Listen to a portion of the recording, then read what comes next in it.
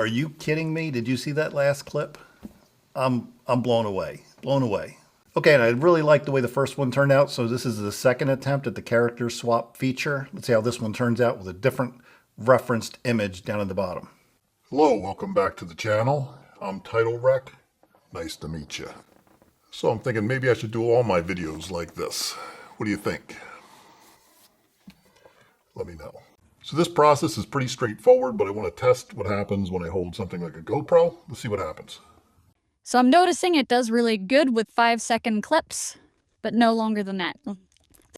And this is going to be the avatar character swap feature. Let's see how this one does.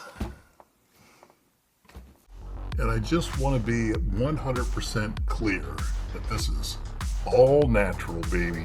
All natural. I don't run no gear here. And this is as bad as AI will ever be in our lifetimes. October 2025. Think about it. It's only getting better.